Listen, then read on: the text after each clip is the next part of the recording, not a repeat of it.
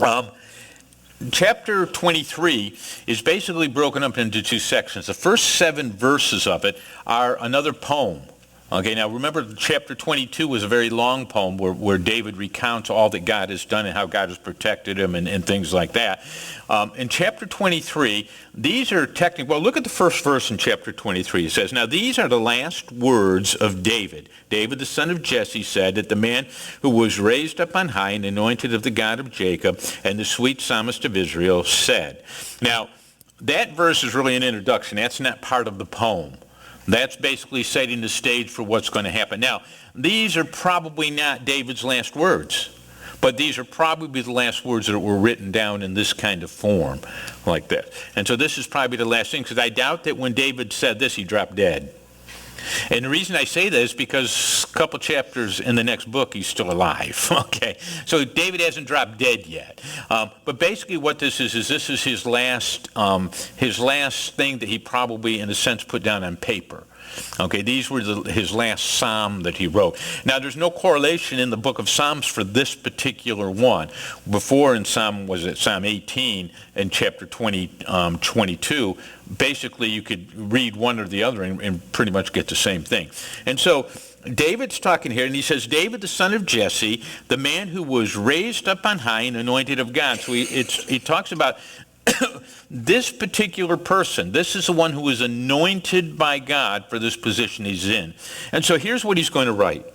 And he says, the Spirit of the Lord spake unto me in his word, and his word was in my tongue. Now, as a pastor, that's something that we strive for.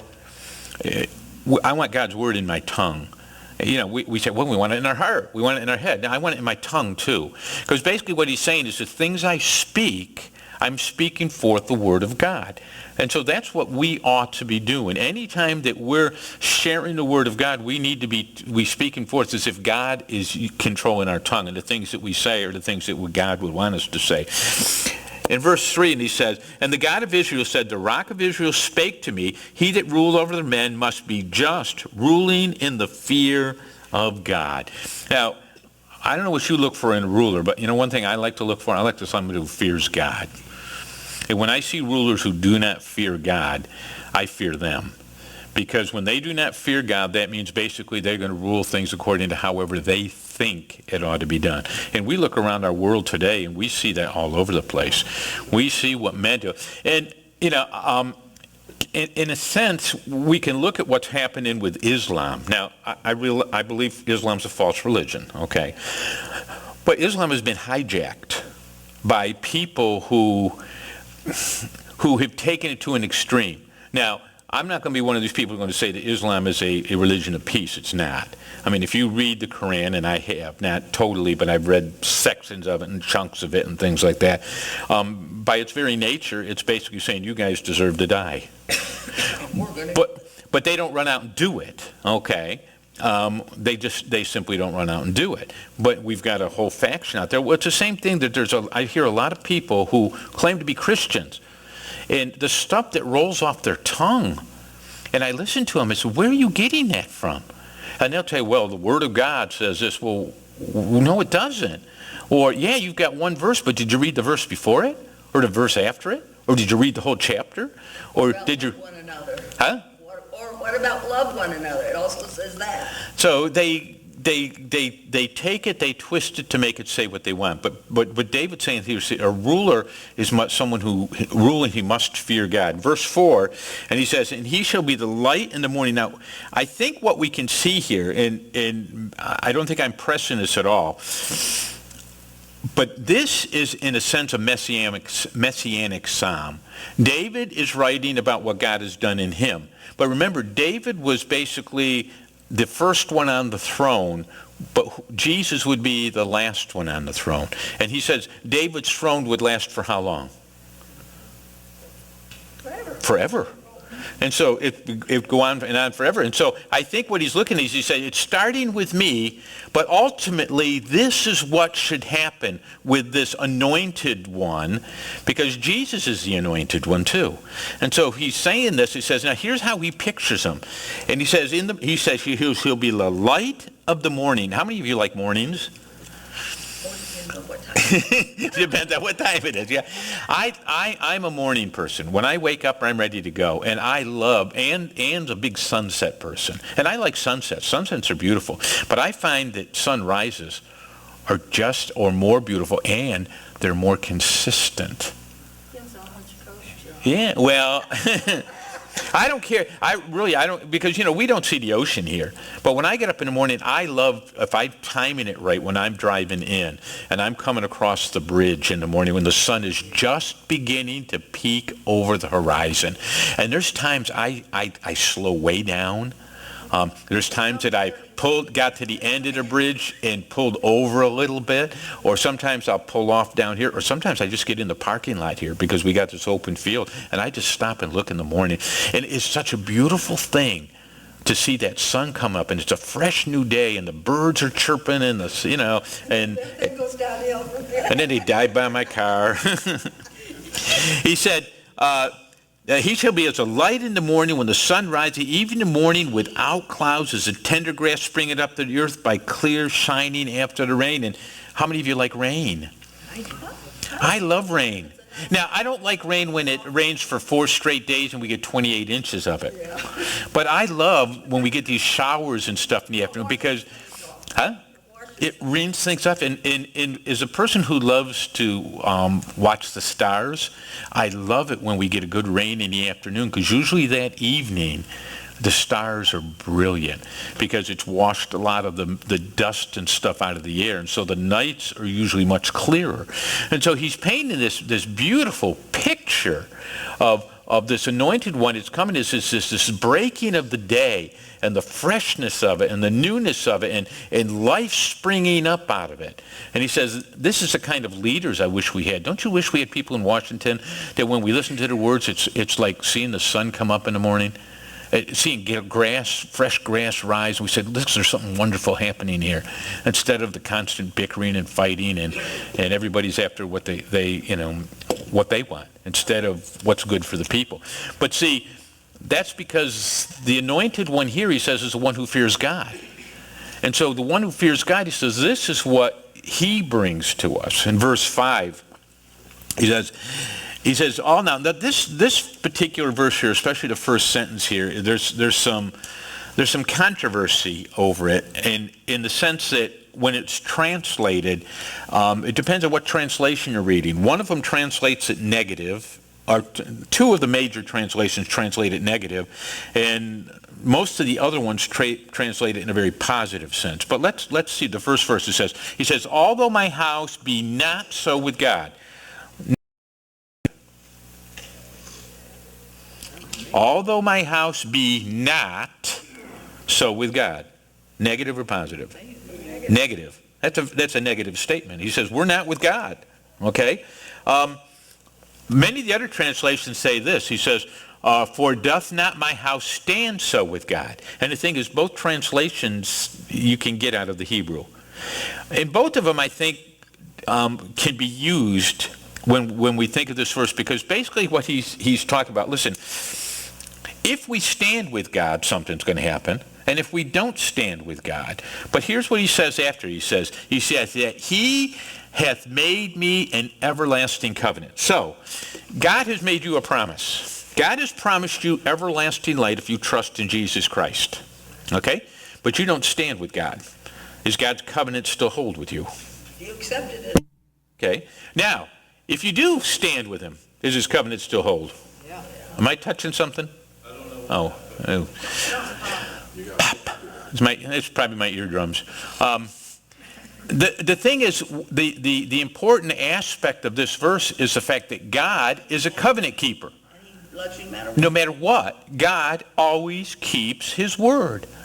And I love that. I stress that with the kids all the time, because the little kids, they like to know they can trust things. And I'm always, a matter of fact, a lot of times I'll ask them, does God ever lie? And 99% of the time the kids will say, well, no. I said, well, if God never lies, then he always keeps his word, right? Yeah. Well, so when a kid comes to me and questions whether or not he can be saved, or something's going to happen, or God's going to watch over and take care of him, I said, does God ever lie? No, because God is a covenant God. He's a covenant keeper.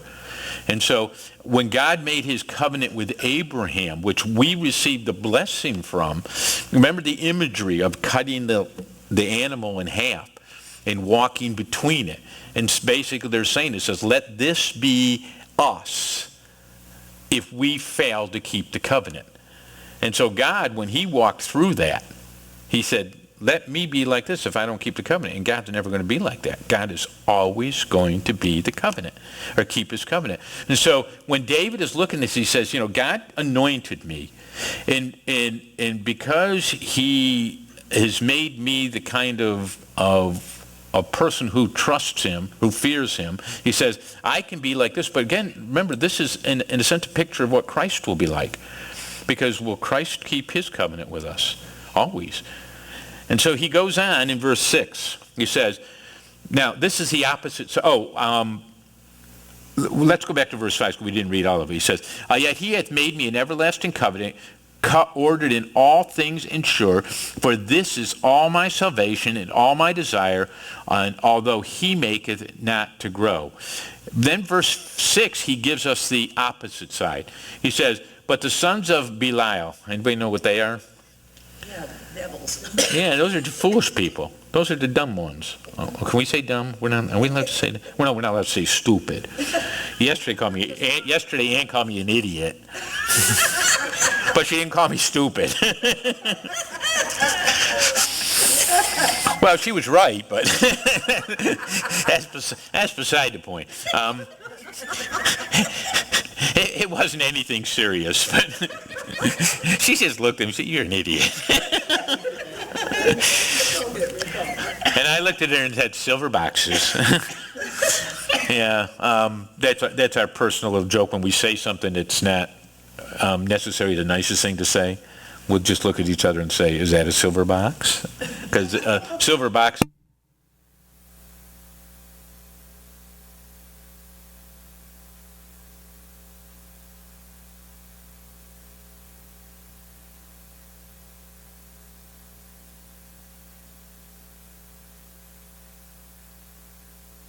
Wiggling too much up there. My batteries say I'm good. Anyhow, how many of you have ever received a present? Don't you like presents? And don't you like when they're all wrapped up in a nice bow and everything? And when you get that, don't you look forward to receiving it and then opening it up? Well, that's what our words should be. The things that we say to each other. They should be like a silver box all wrapped up in bows. And so that the words that we utter, and so Ann questions my silver boxes more than I question hers.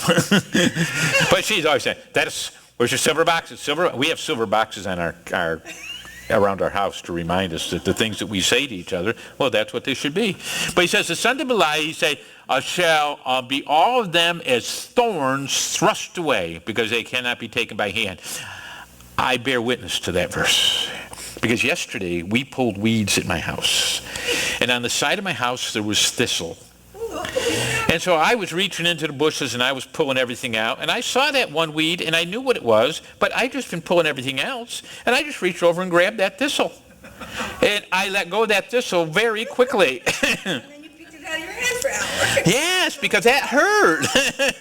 You're supposed to wear leather gloves. And so, yeah, well, I didn't have any gloves on, so I got it out. But I was thinking of that. I said, oh, that fits, because he says here, he says, because what you just said, he says, but the man that doth touch them must be fenced with iron and a staff of a spear. Basically, what he's saying, you need to have on a glove, because that's what he's saying. You'd be fenced your hands around, but when you go to grab it, you want something protecting you.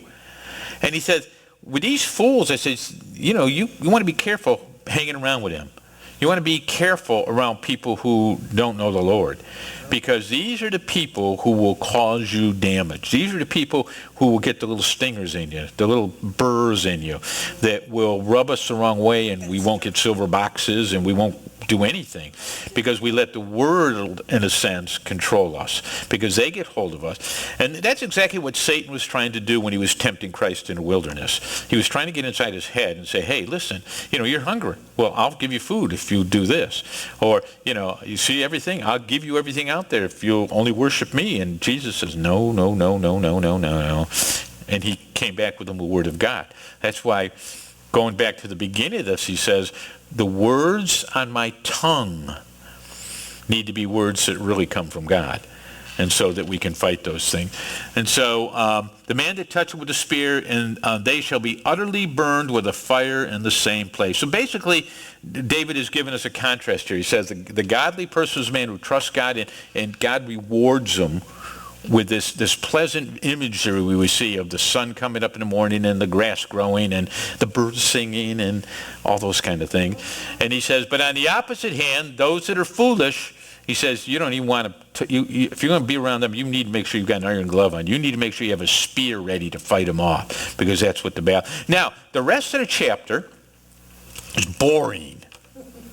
Well, not really boring, but I mean, the first few verses aren't too bad. But when he gets near the end, he just gives us lists. And how many of you like lists? That's why people don't like the books of Numbers, because everybody's got the idea that the book of Numbers is nothing but a so-and-so begot so-and-so and so-and begot so-and-so. Actually, there's only 2 sections in the book of Numbers. Both of them are about 2 or 3 chapters long that give you the begots. But the rest of it's really cool stuff. But people look at that, the book of Numbers, keep that away from me, because it's just boring as all get out. Because we don't sometimes understand. And so that's what's going to happen here is David is going to give a list here of some mighty men of valor. These are going to be, I titled this Profiles in Courage. These are going to be guys that David is going to look at and say, these guys were really helpful to me. These were guys that came alongside me. These were guys that I want to remember because of what they did. And so the first, in verses 8 through 12, we got the first 3 of them. The first one, his name is Adino, the Iznite, and he had a spear that weighed. And he lifted up his spear against 800, and he slew him in one place. Wow. Can you imagine that? I like action films. Ann watches all these old films and stuff, and I'm always looking at her saying, that film was so boring. There wasn't one car chase in it, not one gunfight, nothing. All this bunch of little lovey-dovey stuff. This is no fun. I want to see some action. Things are pure, whatsoever things are lovely. Think on these things. I do. I think on a really good car chase. And I know it.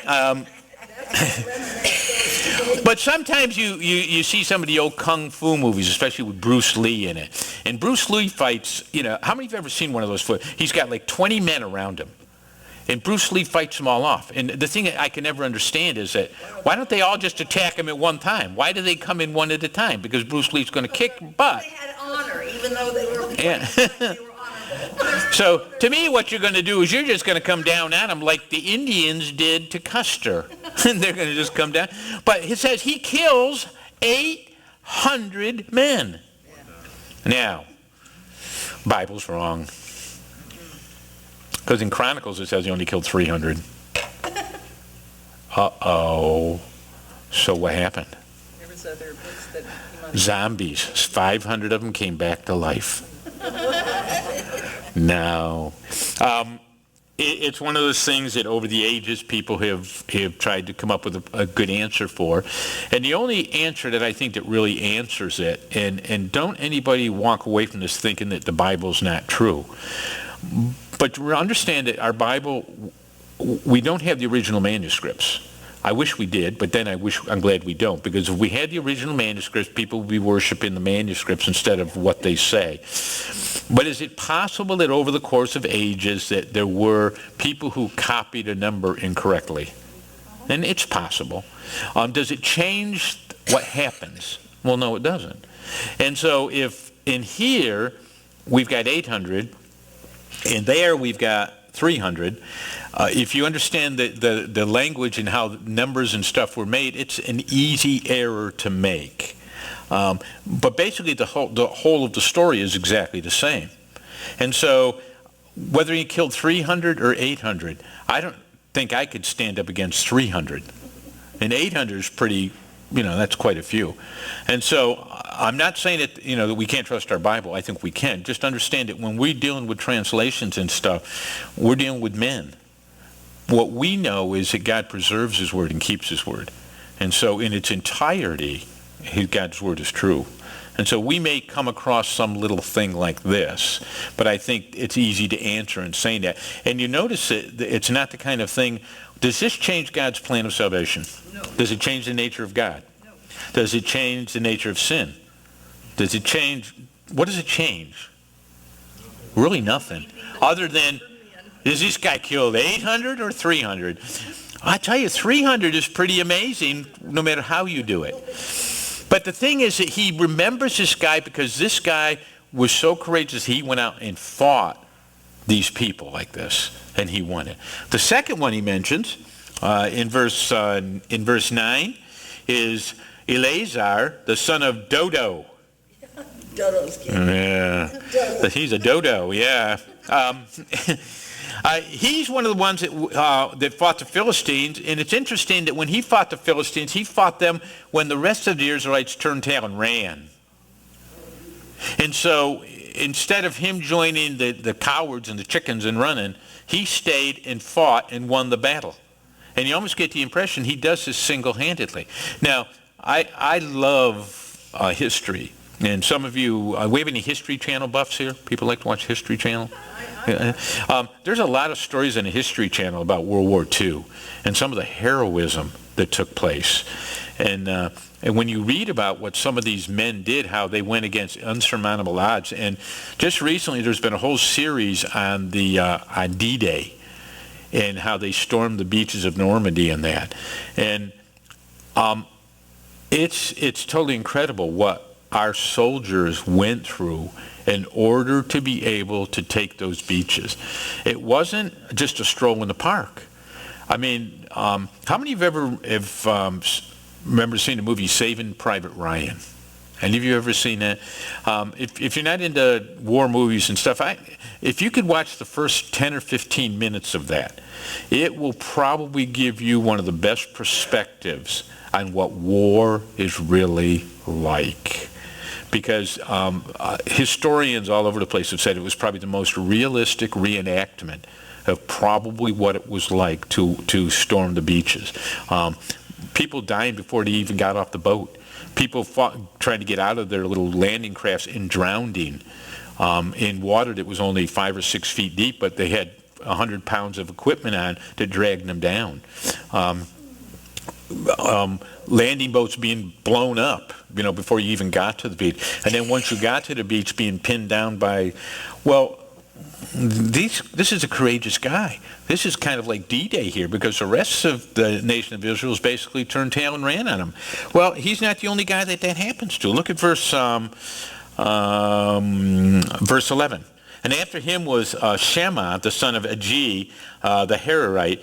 And the Philistines were gathered together into the troops, and there was a piece of ground full of lentils, and the people fled from the Philistines. But he stood in the midst of the ground and defended it and slew the Philistines, and the Lord gave him a great victory. So here we got two men that David, and he mentions these two first. And these three, excuse me. He mentioned, thank you, I was just testing you. See, I told you it was going to be a test. He mentions three first, and these are the top three dogs, okay? And he mentions them by name and tells us what they did. Now, he's going to mention three more guys, but he's not even going to tell us their names. And so in verses 12 through 17, he tells us about these three guys who happened to be eavesdropping on David.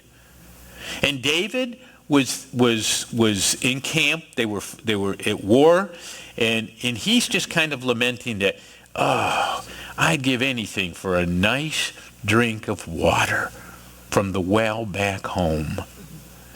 And these guys heard it. And so what do? They sneak into the camp, get the water, bring it back to David, and David is so grateful. He takes that water, he brings it up, and he dumps it on the ground. Wow. Why do you think he did that? Because he didn't want, it was not what he expected them to do. Again, I really don't think he expected them to. I think, how many of you ever made a passing comment, but you never really expected anybody to, do anything about it? Well, I think David was just sitting there. there's things I love up north, and my favorite restaurant up north is called Dominic's. And if we had a Dominic's down here, you guys would be eating there all the time. Truly, it's just good. Italian? Huh? Italian? It's Italian, but it's eclectic.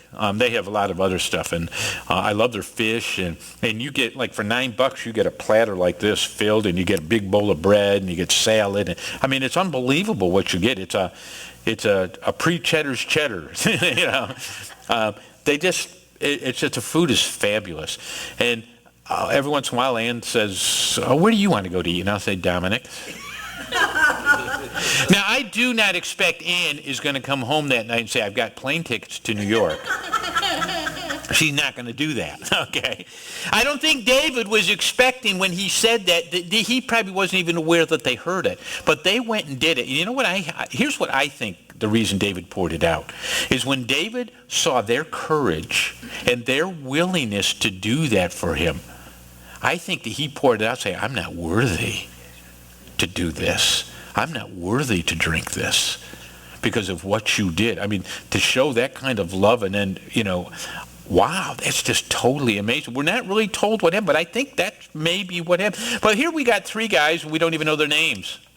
All we know that these were 3 guys that so loved their king that they were willing to risk their lives to get him a drink of water. As a leader, I would love to have people who loved me that much, who thought that much of me, that they would be willing to do that. Well, in verses 18 through 23, and again, if you haven't read this, I would encourage you to go home and read it because we don't want to spend a lot of time in it. Because I do want to spend a few minutes at the end to talk a little bit about what makes a hero. We have 2 more men that are listed. One is Abishai. He's the son of Joab, and you know who Joab. We've heard his name all over the place. And he said he lifted up his spear against 300 and slew them, and had the name among 3. Now, what do you think he means there? The name among 3. We had the first 3. But now we're only going to get 2 more men listed, but they're getting listed, and I think basically what he's saying is in this preeminent position. But he says, we mentioned these first 3 guys, but now we're going to mention this guy along with them because of his courage and that. And then we've got Benaiah in verse 20, that it said he had done many acts. He slew 2 lion-like men of Moab and went on also and slew a lion. Now, this is interesting because this is a Sunday school teacher. He's a son of a priest. Now, we'd have to go to another book chapter to see it, but this guy's the son of a priest, and the Levites were not known as the warrior class. Their job was to do what? Take care of the temple. Yeah, take care of the temple, take care of the priest, take care of the moving the stuff and all that. These were not the fighters. This was the Sunday school teacher. And yet here's this Sunday school teacher guy who shows great courage, goes out and fights 2 lion-like men. How many of you ever come face-to-face with a lion? The lion kept a safari. Yeah, I have. I mean, I have been face-to-face this far from a lion. Literally. Of course, it was a baby lion, and I got to hold it in my arms. It was a rare black lion. A friend of mine owns it. He lives here in North Fort Myers, and he raised it from a little pup, whatever you call it, a little cub. But I've also been this close to a real full-grown lion. Fortunately, there were bars between the 2 of us because there's no way I'm getting it. Because he raised these lions until they were full-grown, and he used them in his magic act, and so he would bring them out and do stuff like that. Lions are ferocious. I have also been very, very close to a Siberian tiger that was on stage, and probably about from me to where you 2 are. And unbelievable how huge that animal was. And even though I know it was semi-tame, I mean, when I say that you can't truly tame them, a matter of fact, one of these tigers actually ate or bit one of the performers later on and almost killed him. But they think he was trying to protect them. In doing it, he was like they grab a cub and drag him away. He grabbed him by the neck and dragged him off the stage. But he didn't if he had crushed down, he would have crushed him. So this guy fights lions and lion-like men and wins. Then he goes on in the rest of the chapter, and he lists all these other men. Now, at the end of it, look at the end of the chapter, verse 39. He says, and Uriah the Hittite, 37 men in all. Now, here's your challenge. Well, if you want something to do this week and you don't like doing crossword puzzles or Sudoku or whatever it is, count how many names are mentioned. And it will not come out to 37. I don't care how you try, it will not come out to 37. Now, I think there's a reason for that. It could be that there's some people who aren't mentioned in here. One of them in verse 34, I think it is, in verse 32, Elihaba, the Shalabbanite, of the sons of Jashan. Now, there's mentioned some sons here, and so there could have been some other sons in it. Some of these people may be people who died and somebody replaced them. Matter of fact, notice who's the very last person mentioned in verse 39? Uriah. Remember him? Yeah. Isn't it amazing that David mentions him? Wow. When I got to that, I said, this is a guy you had killed. But you're numbering him here among them. Another thing I want you to note, in verse 24, Ashiel, the brother of Joab, was one of the 30. Now, if you were to look up in a Hebrew lexicon, the word 30 there is actually a term, not necessarily a number. It's a term for a small contingency of military personnel. And it's got a name. It's, if I can never pronounce it right, it's Hasolosium, something like that. Basically what it was is it wasn't a definitive number. And so he says when they're counted of the 30, it's basically saying you're part of that group. And that number 30, this is the word that would have been used. And he says, so you're part of, so we could say, it's almost like saying you're part of my Sunday school class. And if our Sunday school class happened to have 30 people in it, but basically it was roughly a group of military contingent of about 30 people.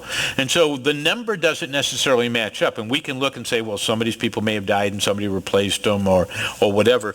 But he's basically saying out of this group, he says, these are the people I'm mentioning here.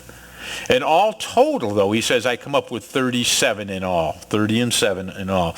These are 30 and 7 people that David chooses to remember at the end of his life for what they had done, things that they had accomplished. Now, I think there's some things that the author is trying to get through to us here. And I wrote a couple things down.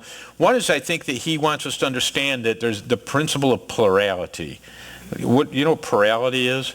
It means more than one. Okay? This church cannot live on one person. Pastor can't do everything. Pastor Tim can't do everything. I can't do everything. The deacons can't do everything. Shirley can't do everything. Anne's the only one here that can do everything.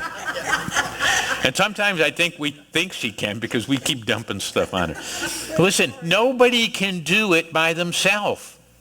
And so David is looking, he says, yes, God has made me the anointed one. He has made me a good king. But I could only do it because these 37 people that I mentioned here. And there could have been more, but he says, these ones I want to give a shout out to. And so we need to understand that in order for a church to work and survive, it takes more than just a leader. It takes people to stand behind the leader. And I think it needs to be people who are willing to go get them a drink of water. By that I mean they're willing to stand up and be counted, even when things get tough. The second thing, courage like cowardice is contagious. I'm a Civil War buff, and I remember a couple Civil War battles where the Union soldiers were going against the Confederates, and the tide was turning against them, and all of a sudden a few men started running, and everybody turned around and ran with them. Cowardice is contagious. When you're seeing everybody running the other way and you're running toward the bullets, it's normal to want to go toward it. But courage is just the same way. How many of you are ever familiar with, what's his name now? I can't think of his name now. The guy that, the guy that does all the training to get you to be confident and stuff. Zig Ziglar? No. But anyhow, one of his phrases was this. He says, if you If you act enthusiastic, you'll be enthusiastic. And then basically he took it beyond that, and he says, and if you're enthusiastic, people will be enthusiastic too. And so it's the same thing with courage. I says, if we stand up, other people will stand up with us. And so we need that, because I'll tell you, what I've seen happen in this community in the last 20 years, it's disheartening. We used to have rallies. There used to be front page news in a newspaper when Christians stood up for something. I've been reading the newspaper every day and the letters to the editor, and we're lucky if we get one letter where somebody stands up and says the whole gay marriage thing is wrong. And I sit there and think, I wish that I could write that letter. But I don't. And the reason I don't is because I don't want people to start looking at our church and saying, well, you've got a homophobic pastor, or, whatever. But I realize, if somebody asks me, I will tell them. But we find that we have to be careful anymore. But really, we need to stand up in our pulpits, in our lives, and be willing to stand and say, we're going to stand for this. We're not going to stand for this, and it's wrong. And so it's very encouraging when I hear people who were willing to stand up, but there's so few, and there's more to say, it's great. Isn't this the greatest thing that's ever happened to Florida? We have gay marriage now. Well, yeah, because it's bringing more money in. They're bright. Yeah, well, there's all kinds of reasons for that. Our time is running out quick, but I think this text tells us there's the measure of a great man or a woman of God, and some things. And these are some of the things I wrote down. Heroes emerge in times of crisis. You look at some of those men. The rest of Israel's running. They ran into the battle. And so heroes will emerge in times of crisis. When we go through difficult times, we need people who are willing to stand up. Heroes emerge when others fear and fail.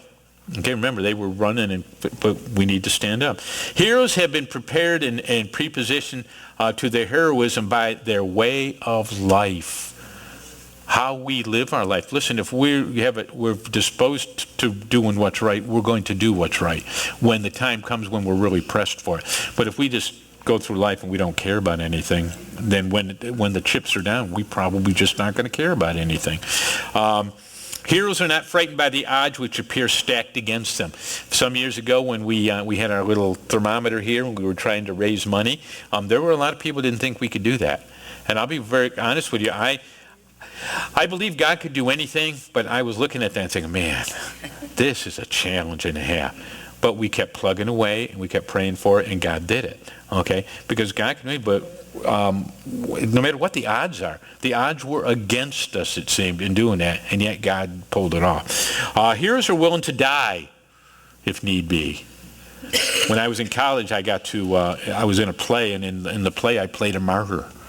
And I had a great speech where I went out, and they were going to burn me at the stake, and I forget what I said, but it's like, go ahead, because I'm not going to turn my back on Christ. And then I get dragged off stage, and then they got noise and flames, and somehow I survived. Heroes work and train very hard. Heroes don't just become heroes because they just walk around one day, but usually they're prepared for it. One of the verses that I wish that we read it more the way it's written than the way it's stated in Scripture, but it says, study to show thyself approved. The word study means to be diligent. Think of that word. It's different between just, let's see, I read that, and I've got some head knowledge. It's the idea of being diligent, of going out and working at it. So when you think of that, it says, be diligent to show thyself approved. Not just simply read some books, memorize some verses, but actually go out and work at it, so that's the way you're counted. Heroes take their duties and responsibilities seriously. They don't take it lightly. They actually go out and do something. Heroes go above and beyond the call of duty out of faith, loyalty, and love.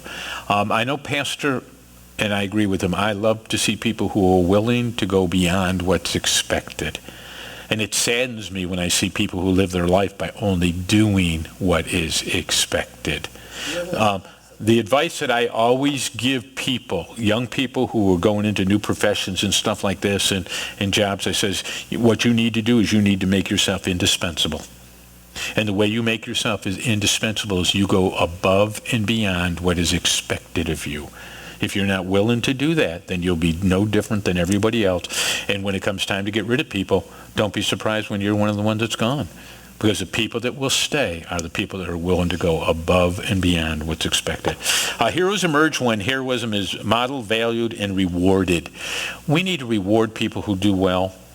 I probably fail oftentimes, but I always try when I see somebody around here who does something that's above and beyond to make sure I go and tell them that they've done something. I was talking to Ann last night that somebody just did something in the past week, and I'm going to write them a thank you note. And I want a personalized one. I want to handwrite a thank you note to them because they did something that was way above and beyond what was being expected of them, to the point where I was like, whoa, for what they did. Now, I'm not going to tell you what it was, but it was it's something most of you wouldn't even know that got done, but they did something for our church. And it wasn't just giving money. They went out and did something that was just above and beyond the call. And the last thing, heroes are those who have the courage to identify themselves with God's anointed. Heroes are the people who are willing to stand up for Jesus Christ and be called by his name. And so that's what he did. These are the kind of people that we're seeing here. And so when David starts this out, he says about God protecting his anointed. And he says, and this is how God did it. He used these kind of people. So my question for you today is, what kind of person are you? Are you a hero? Listen, heroes aren't necessarily the guy that charge a machine gun nest. Heroes are the people who are willing to stand up and do these kind of things that we saw and be counted for Christ and be willing to step up when they're needed, go above and beyond the call, prepare, yes. They're not a hero, doesn't want to be called a hero, and doesn't do a real hero, doesn't do it to be called a hero, nor does he do it because he's going to get a reward for it. They don't, even though we should reward them for it. And so when we give out the Medal of Honor in this country, almost all of the people that I've ever studied or read about that received the Medal of Honor, not one of them went in and said, hey, if I do this, I can get a Medal of Honor. Most of them died. I was listening, I can't even remember, I don't watch much TV, but I did listen to this. There's this movie out about this guy who was a hero. I don't even know the name of the movie. Sniper? Or whatever, huh? Sniper, I think. Oh, no, I don't think it's that. She's talking about something else. No, but this was a true story, but they made a movie out of it. And they actually interviewed the guy. He recently passed away. And he said he'd gotten all kinds of medals, Purple Hearts and all this stuff.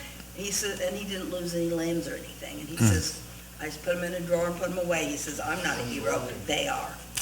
So he is a true hero. Just in the closing shot, there's a movie out now called, it's called something. It's about the guy that got captured. His is that true? Okay. Well, here's what's interesting about that movie, and they don't tell you. When he came back from that, he was very bitter and very cynical. But then he went over as a missionary. He got saved. I know. It totally transformed his life. And they left that out of the story. Yeah. Yeah, so. They left out that story, but when they interviewed him, they told about it. Yeah. So it's really sad. Well, our time is up. Pastor's biting at the bit there. He wants to get up there in the pulpit. And so, yes, sir. Well, I always like the statement that heroes aren't made in times of crisis. They're revealed. Okay. That we all have it